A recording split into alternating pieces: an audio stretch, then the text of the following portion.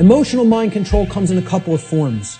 Well, if this is unpleasant, the New Age variant is this right here. If it's unpleasant, I don't want to hear it, I don't want to see it, and I certainly won't want to tell others about it. See no evil, hear no evil, speak no evil. I'll just ignore it and it'll go away on its own. Well, what happens when you do that with any kind of a sickness or a problem? Does it get better? It gets worse. The second form of emotional mind control is people have a problem hearing truth because they don't like or prefer the way it's delivered. I'm not going to stop delivering truth the way I deliver it. This is my style. I like my style, personally. I don't think I have a problem at all in the way I present. I listen back to my presentations and I don't, totally pat myself on the back, but I say, I did a damn good job there. I'm proud of how I did, personally, okay? I'm making an honest assessment about how I present. And again, I realize my presentation style is mostly for the thick skin. It's not for the people with super delicate sensibilities. So be it. That's not really who I'm trying to reach.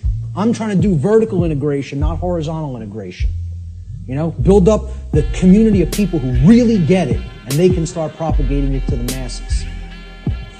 This concept is about, the attractive newscaster on the nightly news. She can whisper sweet nothings in your ear all night with the blue frequencies behind her, okay, and say, 2 + 2 = 5. 2 + 2 = 5. And she's going to get a lot of people to believe that nonsense, right? But the person who's actually telling you the truth, that you might not like the sound of his voice, you might not like the harshness that he comes to you with the truth with, he might be screaming through a bullhorn and saying, hey, you're in danger. You are actively in danger. There is an imperative here, okay? There is a time consideration here. You don't have all the time in the world to correct this, all right? People say, well, I don't like the way he said that. That comes off as negative to me. I think he's fear-mongering or making a bigger deal out of this than it is. They're not interested in the content, the actual information. They're saying, the way that was said offended me. I don't prefer the sound of his voice or the tone he just took. Well, does that have any damn thing to do with whether the information was true or not? The people who are in this mind state are under emotional mind control. They believe you can determine the veracity of informational content based upon how it makes you feel. And this is a logical fallacy. That cannot be done. You cannot think with the emotions, and I'm not telling you to disregard the emotions. They're unbelievably important. They are our compass for morality in our lives. They're the compass through which we should set the direction of our behavior. But you can't come to determine and analyze and break down what's true or not and make a filtering system based on just how the information made you feel when you heard it. Okay?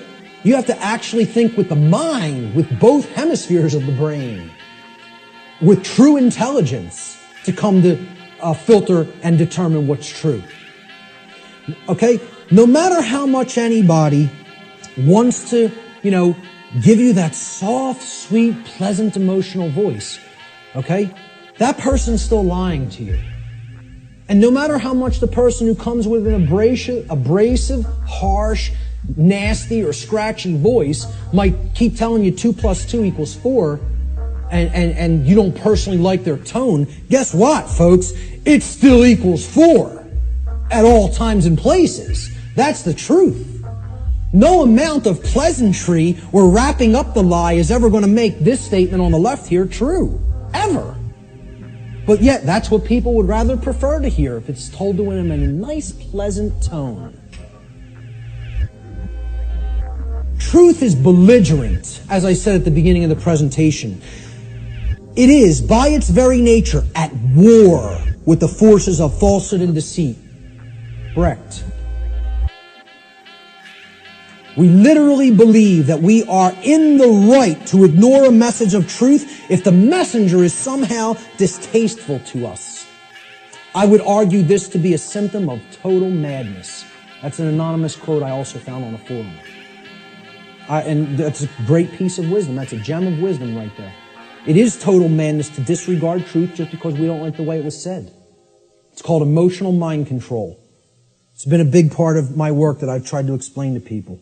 You know, life is short, man. The Most High gets angry, but to be angry all the time, you might say I'm going off on this, but if you're angry like 90% of the times, 80% of the times, even 70% of the times, I don't think you're in the right spirit. I don't think you're in the spirit of the Most High. I think you're following the flesh, or Satan has possession of your spirit to some capacity.